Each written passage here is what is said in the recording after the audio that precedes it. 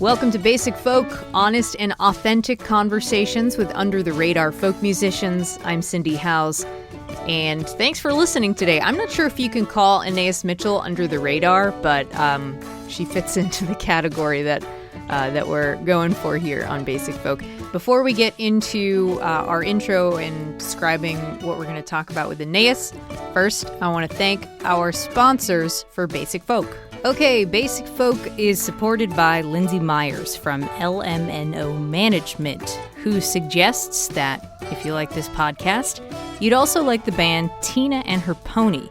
You can check them out on your preferred streaming platform or follow them at Tina and Her Pony on Facebook and Instagram. And getting back to Anais Mitchell. Anais Mitchell is a singer-songwriter originally from Vermont, now based in New York.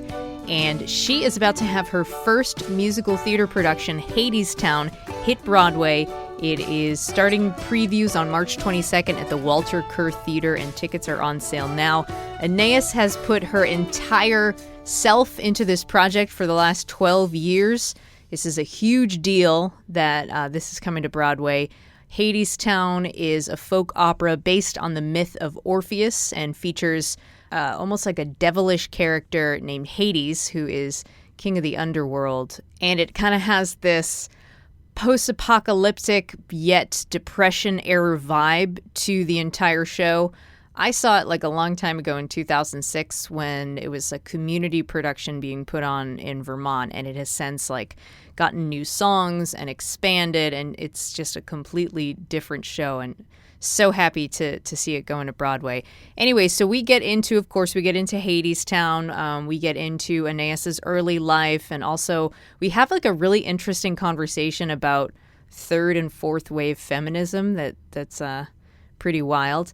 And, we also touch upon the song Why We Build the Wall, which got Anais a lot of attention with the 2016 election due to Trump's campaign promise to build a wall along the border of Mexico. And people found Anais's song, and it resonated with people in a different way, and kind of talk about her relationship to what happened and how she's feeling about it now. But I thought before we get into the conversation, we could listen to a clip of Anais doing Why We Build the Wall, which is a song, keep in mind, that she wrote like over a decade ago. But this is from her album XOA.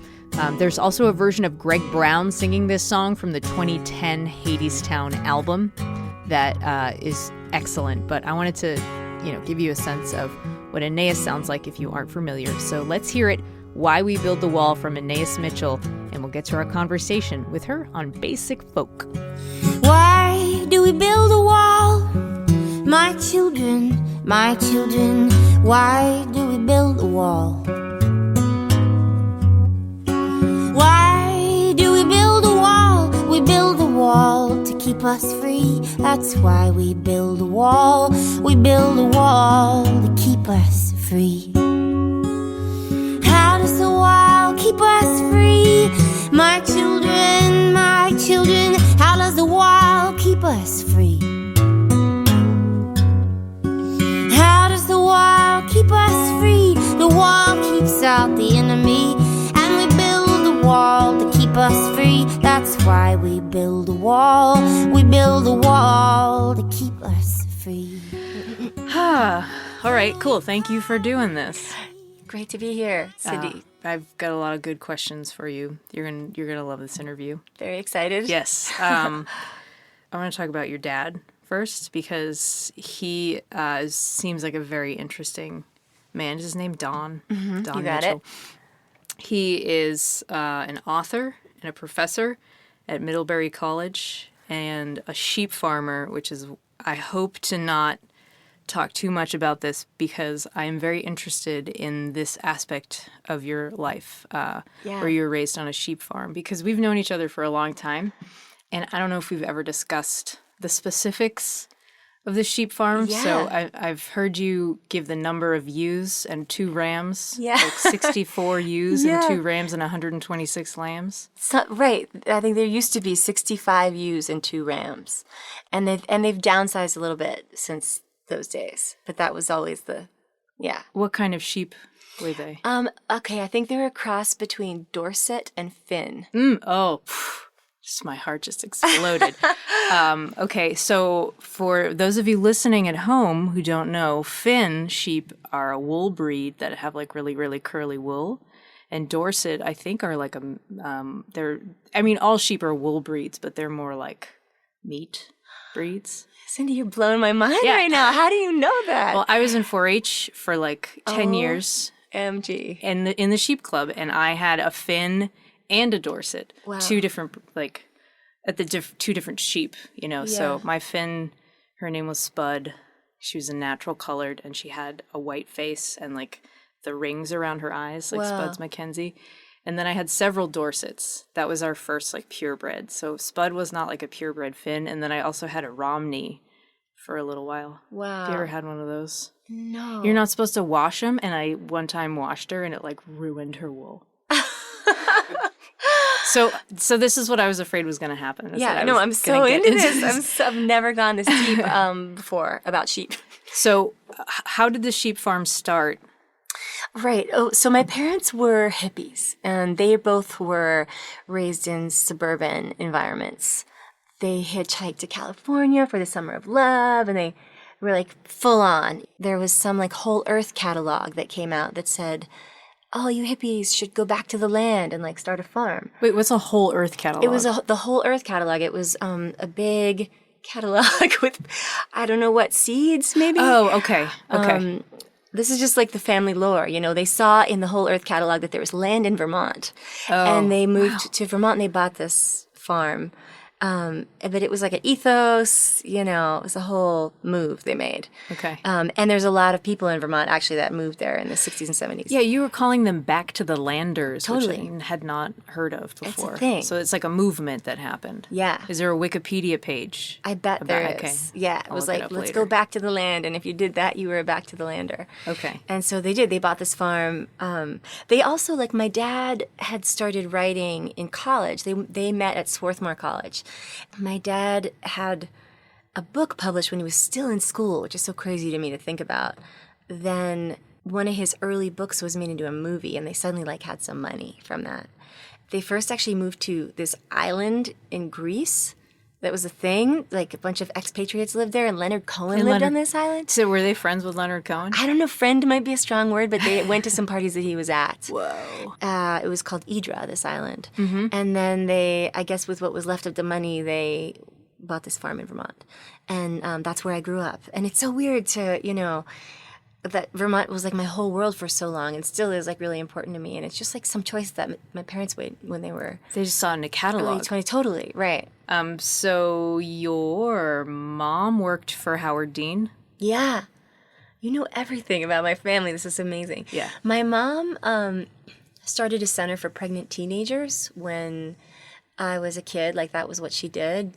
She started with a friend, and it started small, and it became like really successful. And other sort of centers in different states and even different countries have been modeled after it. And then at a certain point, she sort of, I think, saw the limitations of what she could do outside of sort of the government. Like, she just thought it would be great to be in the sort of bureaucracy that was making the choices that were affecting institutions or organizations like the ones she had started. And somehow she got this job so she was the deputy secretary of Health and Human Services under Howard Dean. Wow. Yeah. Growing up, what kind of parents were they like? Yeah. Well, we were raised on this farm kind of in the middle of nowhere. We didn't have a TV. That was the thing. My mom was like very serious about that. My grandparents lived on the same farm in a different house, and they had a TV that had 2 channels on it, so I would go down there and like watch. My mom and dad were like so supportive and also like hands off in a weird way. Like, me and my brother spent a lot of time running around in the woods. I have a 5-year-old brother, he's 5 years older than me. Wow. He's 5 years older, and he's like a super creative, interesting guy. All through my childhood, he would like entertain me, and I truly believe there was, elves in the woods, and that they were writing messages on rocks that we were going to go discover. Yeah. Things like that. and I was totally fascinated by him and entertained by him a lot of the time. Yeah. There was a phase where I was embarrassed by him because he would wear like a skirt, like pick me up at school and like his weird hair and like. But then we passed through that, and I'm like so tight with him now. It's very special. Oh, that's relationship. Cool. So what role did music play in your young life? So I studied violin from a kind of an early age. When I was 7, a woman came to our school and she was wearing a beautiful dress. I think the gown was like part of it, and she played the violin.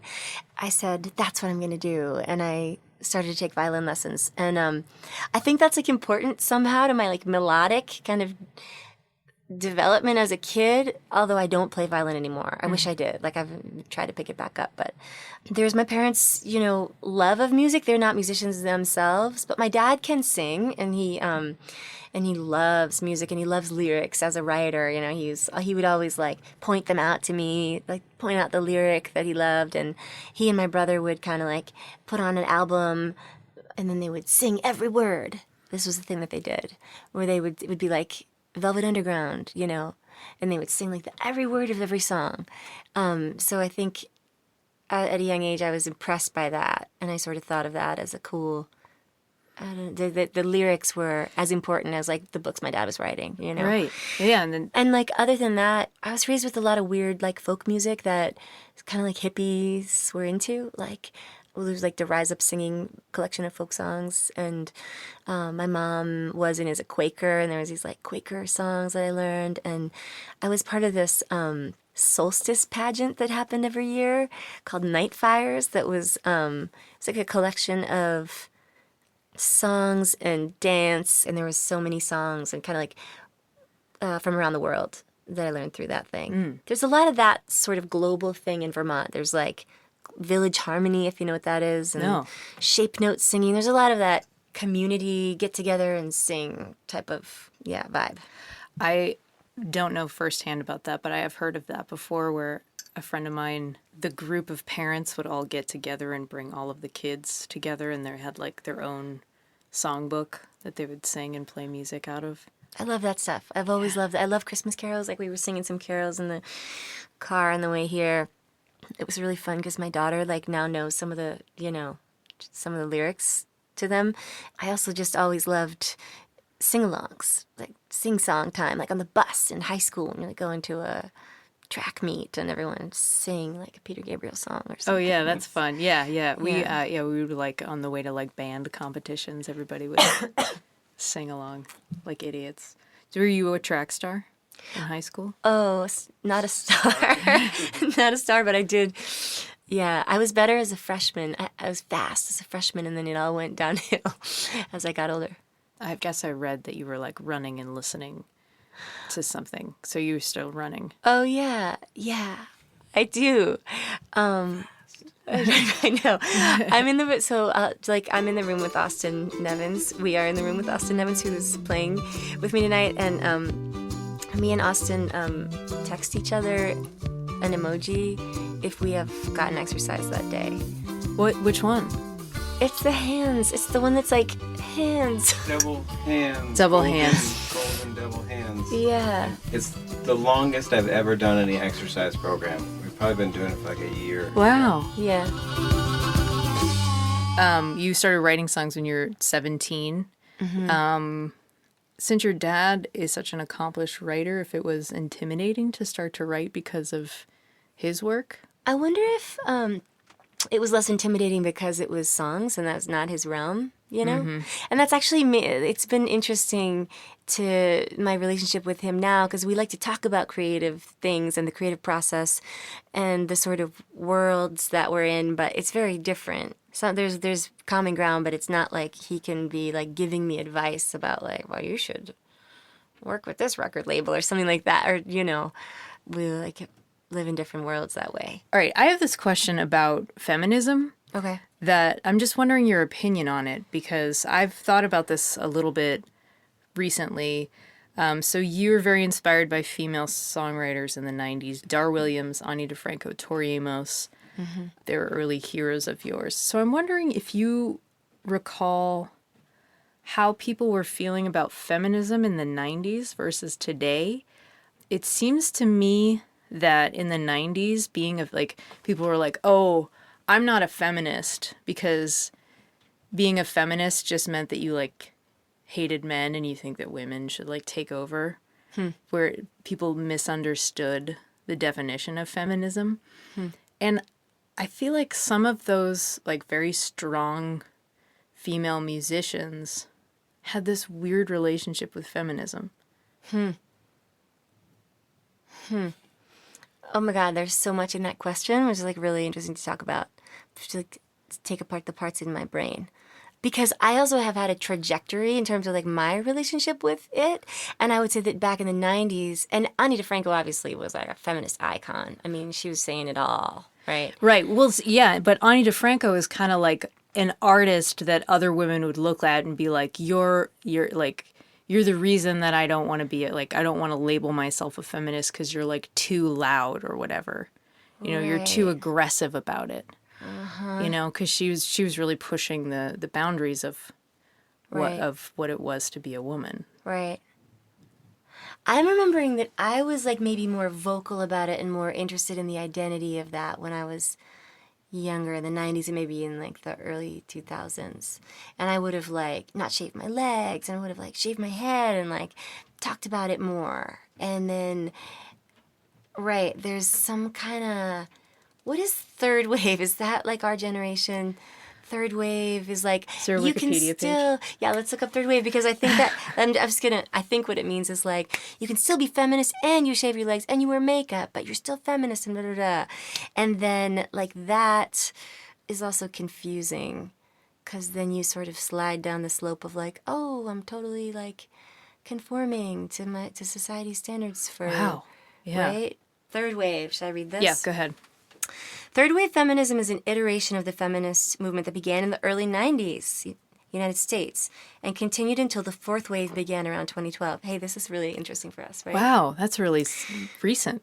That Born the fourth in the wave 60s and 70s as members of Generation X and grounded in the civil rights advances of the second wave, third wave feminists embraced individualism and diversity and sought to redefine what it meant to be a feminist. According to feminist scholar Elizabeth Evans, the quote, "The confusion is, in some respects, its defining feature." The third wave is traced, should we just go for this? Because whether this goes on the interview or not is interesting. The third wave is traced to the emergence of the riot girl feminist punk subculture in Olympia, Washington. Anita Hill's televised testimony in 1991 to an all-male, all-white Senate Judiciary Committee that Clarence Thomas, nominated for the Supreme Court of the United States, had sexually harassed her.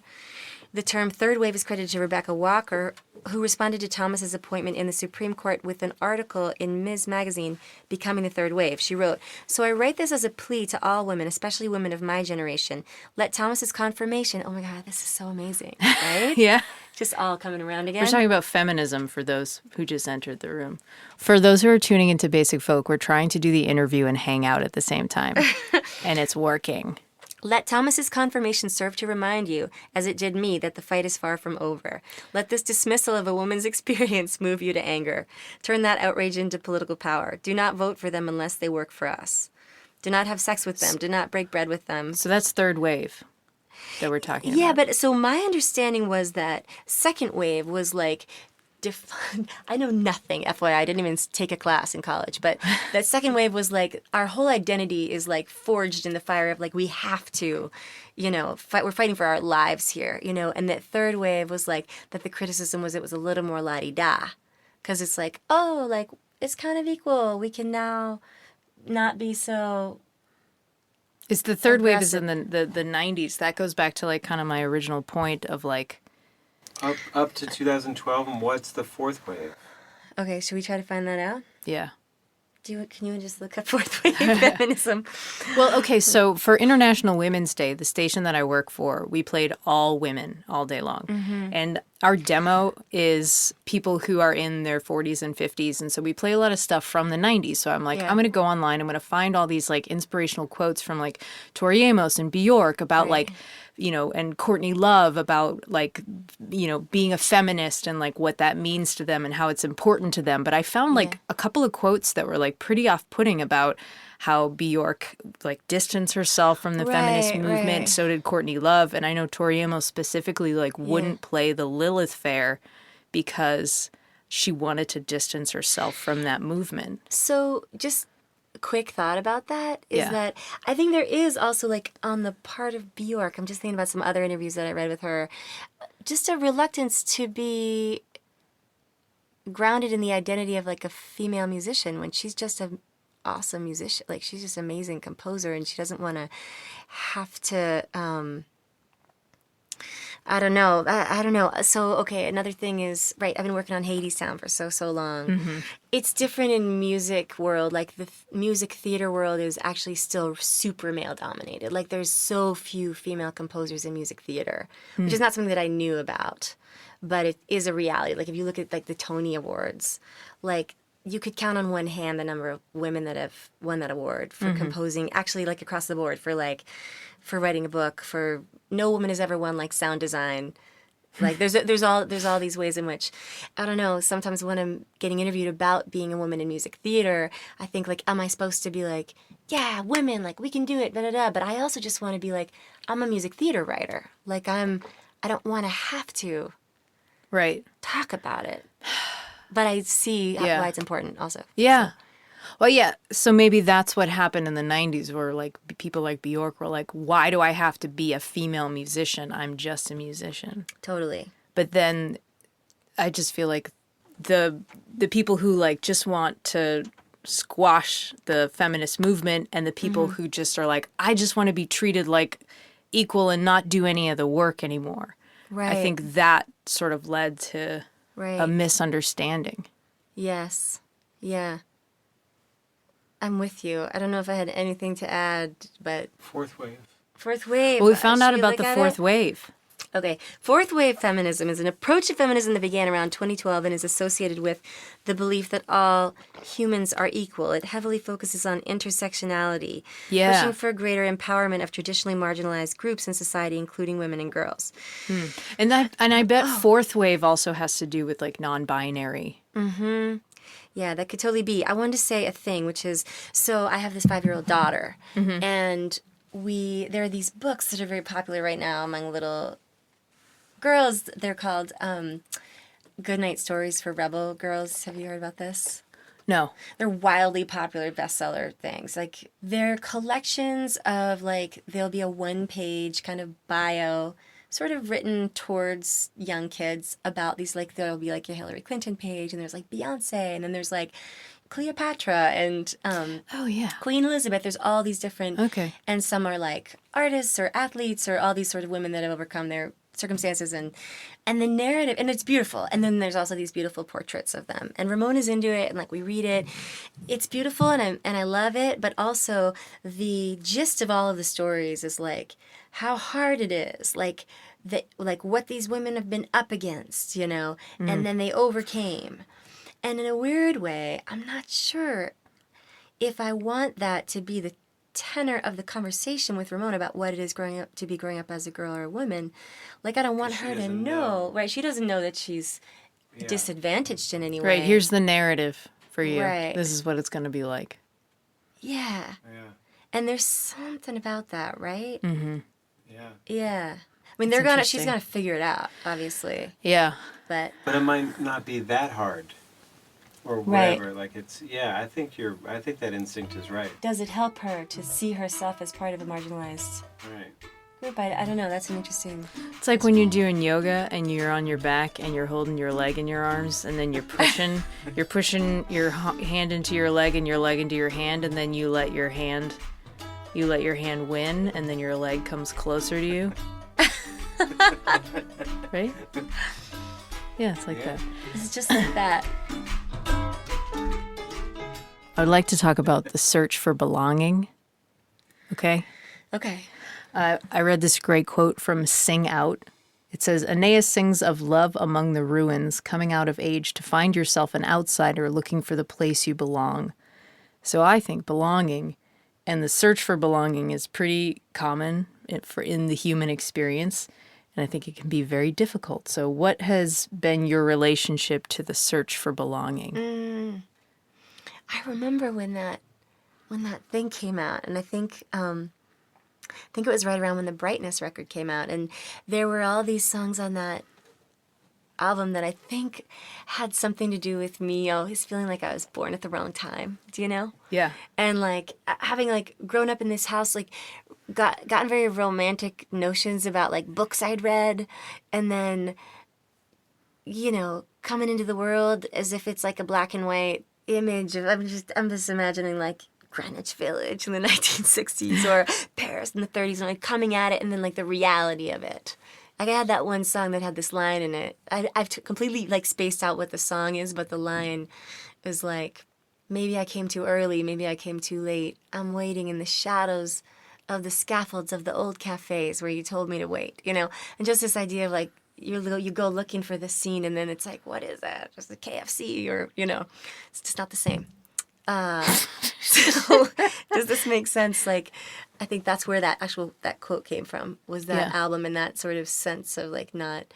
But I think, a lot of playing music has been sort of a quest for the community of other people that are playing music.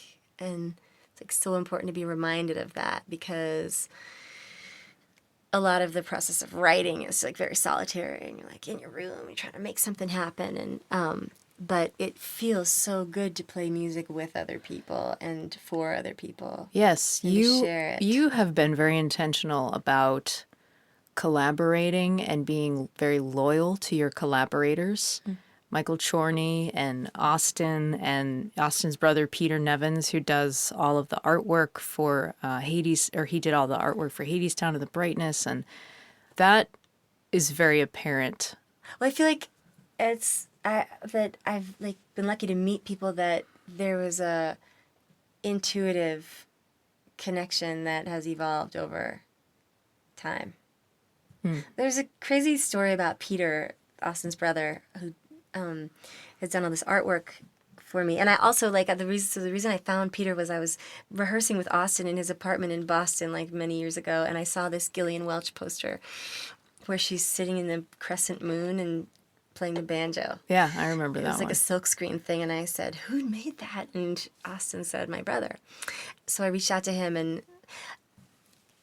the Hadestown art that he did was so like, that was such a mystical process of working with him on that. Like, I had seen this one print he'd made that looked to me like the Persephone character, and I said, "Hey, can I use that? And can you also make these portraits of these other characters in the show?" Mm-hmm. And he said yes. And each of the characters, he would give them sort of an object. Like, he gave Hades this little songbird, and he gave the Fates like a pair of scissors and some film. We mostly would talk about like what those objects would be, but he brought me that Eurydice illustration, and she was holding a flower, and I didn't know why. I asked him about it, and he's like, "I don't know, it just felt right." And it's a sort of a poppy looking flower. I was working on some new song, like the album wasn't finished yet, and I wrote that song Flowers because of the illustration he had made. Oh, wow. Yeah, and so it really was like we were collaborating in this way where I feel, and this happens with mythology, but where it's almost like just like unearthing a thing from the ground. Or the thing about sculpture in the stone, like the sculpture's already there, and he happened to like chip away at the shoulder of the thing, and I was like, oh my God, that's like, of course, flower, that's the image that she needs. Wow. So yeah. That's amazing. Cool. Yeah, let's get to my Hadestown cues. Oh, yeah. Yeah. Hadestown, you've been working on it for 12 years.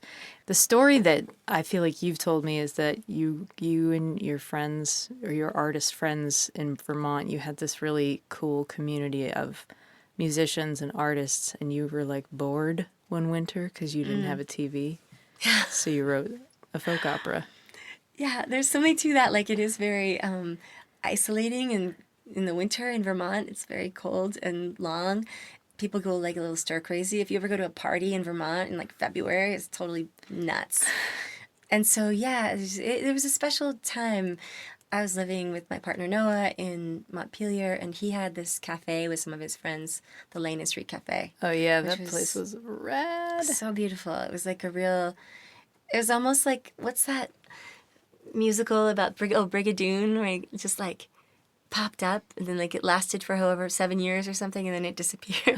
But it was a whole world, you know, and Yeah. people, you just go, and everyone was always there, and all our like artist musician friends would come through town and play that cafe, and it really like made a lot of things happen. I think Hadestown wouldn't have happened if it weren't for that cafe. That's cool. Yeah, that's how it started out. You applied for a grant, and that like made you're like, okay, I need to do this now. Totally. And when I think about how much that grant was, so this is like a good like plug for just support for the arts, right? When I think about how much it wasn't that much money, you know, but at the time it felt like, oh my God, I'm going to do this. Like now I have to make this folk opera, you know? Right. There's something, I feel like there is something to the kind of leap and the net will appear, or like that those small grants exist for artists, like people will make things happen on a shoestring, you know? And that's exactly what we did. Like we really didn't have that much money. And now going to Broadway is so exciting. You've just been working on it, like I said, for 12 years. What can you say about this experience in terms of like working on something for so long and so hard, and really working hard towards this goal? It's so gratifying that we're going to Broadway because of having put so much time in, you know? And it feels like so exciting to get to share the results of that with like a bunch of people. I wouldn't have kept up working on it for as long as I have if it weren't for the collaborators, the ones that you mentioned, and also Rachel Chavkin, this director I've been working with in New York, like has kind of kicked my ass for the past 5 years, just to keep approaching the best version of itself that it can be.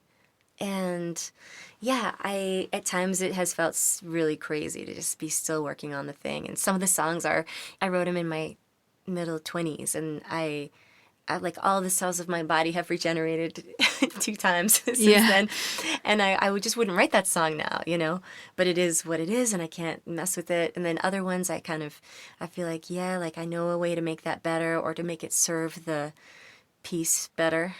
It's a little tricky because people have a relationship with different versions of it. Like people have a relationship with the album, and the show that's happening now is like twice as long, and it's quite different. And people have a relationship with like off-Broadway, because we made a recording of that also. And I have to keep on breaking things that I think people are attached to. But I ultimately feel like it's becoming a more true version of itself, or a more full version of itself. I want to talk about the 2016 election. Hadestown kind of went viral with Why We Built the Wall because of Trump's campaign promise of building a wall. I want to know how you feel about that situation now that you've had some time to be removed from it. I'm not sure that I was under the impression that Hadestown had gone viral, but maybe I guess, right, the thing started to resonate in a different way for people. Yeah. Because of the wall stuff. And it still is that way, I guess. And I thought that wall stuff was going to just be a campaign thing that disappeared, but actually it's still going. Yeah, it's tricky because I didn't write that song about him, you know, and I certainly think of Hadestown as like not primarily a piece of protest art. Like primarily I think of it as like a poetry piece, and it's about archetypes, and it's about poetry of language, of music, of like character, of story. And part of that poetry is like political, but it's not like my statement is anti-Trump, you know? A few times, like in the rewriting process, I felt like, oh, am I supposed to like tailor this thing to the political moment that we're in? And then I'm like, you know, not really. Like it is a myth. The world tailors itself to the myths, you know what I mean? And that just keeps coming around in different ways. I should figure out a way to talk about this if I have to do interviews for Broadway and stuff, you know? I've thought about that. You're probably going to be asked. Yeah. I should figure it out. I mean, it means something really different now than it used to. Yeah. But for me, I've been singing this song for 12 years. So it's a strange, you know. I know. Yeah, thing to reckon with. I don't like to say that guy's name either, you know? Yeah. It's better to not like put energy towards him. It's easy for people to grasp onto staying with your friends, the Stuart and their older couple. Yeah. It's something for them to grasp onto, and they can like relate Right. to it, and they can understand it, and it's a way for them to get into it easily. Right. And to talk to you about it and whatnot. So I think that might why that would appeal to more people, and then that kind of cycles in on itself. That it's snowball. It's a very simple song. It's like so simple, and there's so much repetition in it. It's easy for people to grab onto it. It's like memorable for them. Yes, and certainly my feeling about like, oh, I should play that song. I do. I've felt that for years, and part of it is like, oh yeah, in today's world, it's like important, but also it's like people want to hear it, and if I don't play it, they ask for it, and so.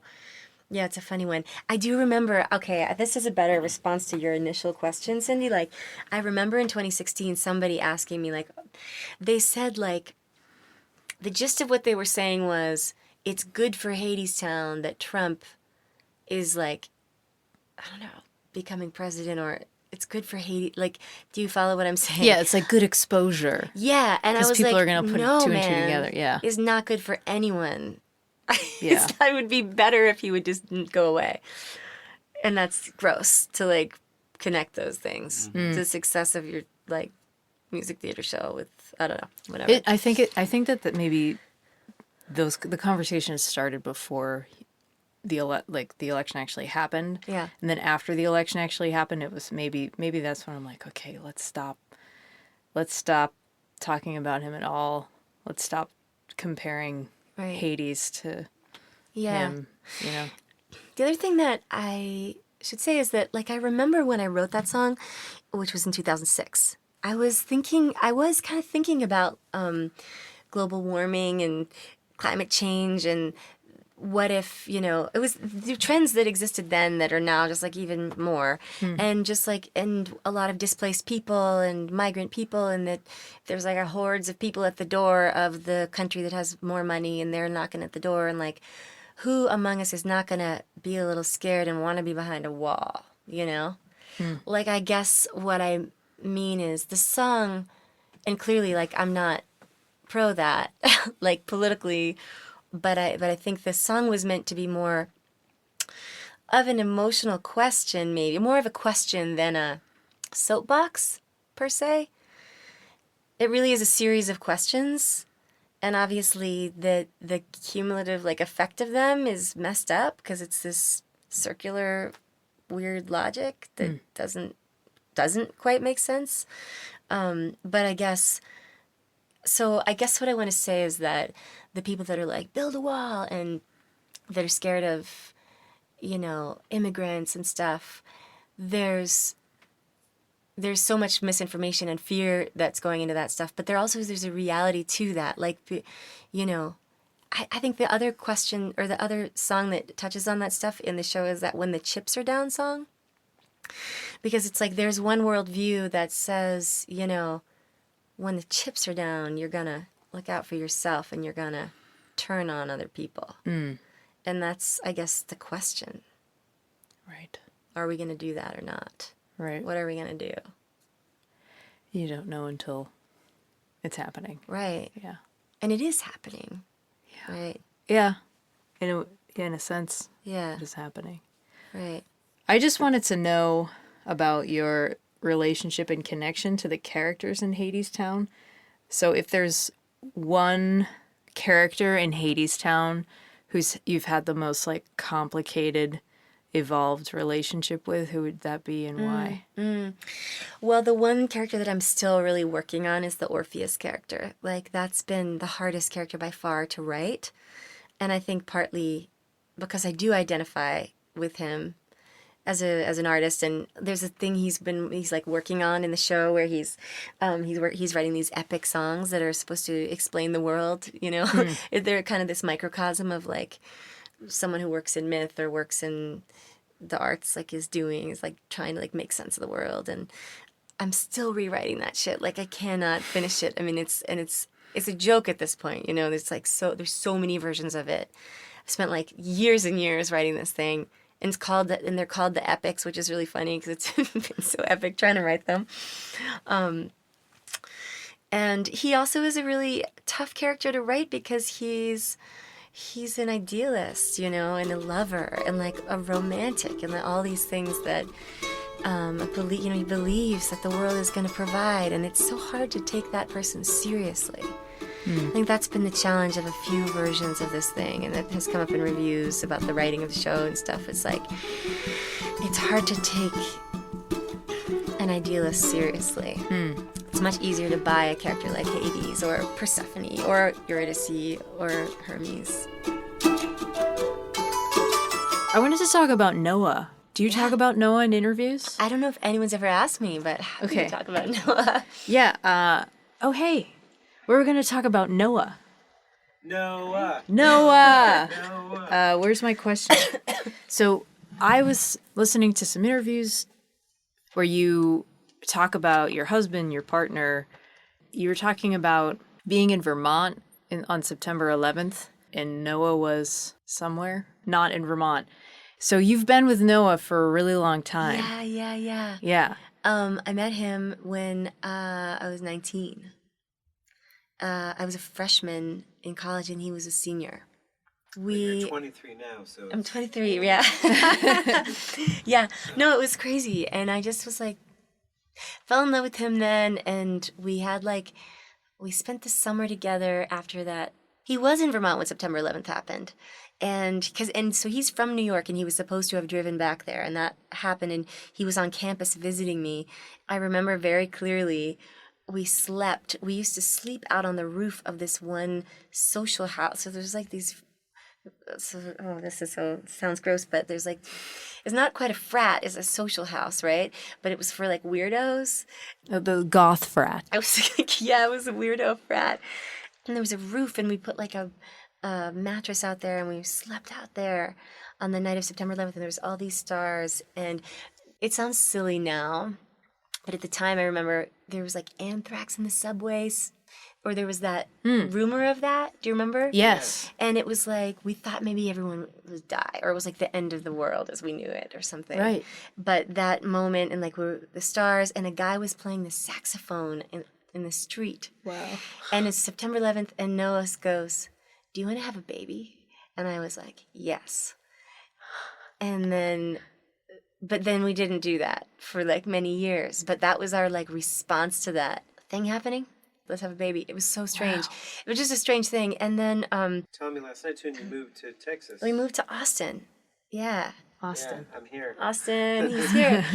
Yeah, we moved to Austin because I was kind of like, what am I doing? I'm in love with this guy, and I'm here at this weird college, and like, I want to play folk music. We moved to Austin because he was canvassing for this environmental organization at the time, and you could work in various cities. Like there were, so there's one office in Austin, and I was into it because it was like live music capital of the world, and the Kerrville Folk Festival was there, and I wanted to check that out. So then like we moved, I went back to school, we were on and off for a while, but he was always like the one, and I had met him so young, and I think it kind of freaked me out because I was like, I'm 19, and then we reconnected. Our early kind of era of living together in Vermont was when that cafe was getting started, and we got married pretty young also. 24, 25. Sweet. So. And he is also a musician. Yes, he plays the bass. And he plays with you sometimes. Yeah, he played with me, especially during this one era of the Young Man in America tour. Like he was in the Young Man band. Oh, okay. And he played bass. Great. Yeah. I wanted to talk about a couple of different music communities that you are involved in. First, I want to talk about Club Passim. I read this quote from you that said that Passim, which is in Cambridge, Mass., has done more for your career development, at least early on, than any other venue. What was the story for you in Club Passim? Yeah. I remember going to Club Passim at the age of 18. I took like a bus ride to Boston. From Vermont? Yeah, from Vermont. I was going to check out Boston. I ended up there on the night of like the campfire at Club Passim. It was maybe the very first one that they did. And so for listeners who don't know what that is, like that's the campfire is like a weekend, usually a long weekend, I think. Like Memorial Day and Labor Day. Yeah. And it's just like jam-packed with like many, many, many artists. It's like a showcases. marathon. Yeah. Yeah, of showcases. People in the round, mostly, right? And I remember seeing Edie Carey. Yeah. And the room some got other excited. Yeah. It just blew my mind. I was like, that is what I want to do. Like, I wanted it so bad the moment I saw it. And and I ended up, actually, I took like a gap year after high school before college, and I moved to Boston because of Club Passim. Because I was so like into it. I would go to the open mic there. So that was the first thing. Like, I would go to the open mic and I was terrified. I would like, my hands would shake and I like couldn't breathe. But I kept going, you know. So it was such like a warm and supportive place to play and to get to know people. And then I took some classes at the school that was upstairs. I took a fingerstyle guitar class. I took a songwriting class. And I took like, I really like kind of milked it. And then when I started to play for real, like Matt Smith is just like the most amazing creature on earth. And, yeah, Matt Smith, he's the manager of the club. He books it.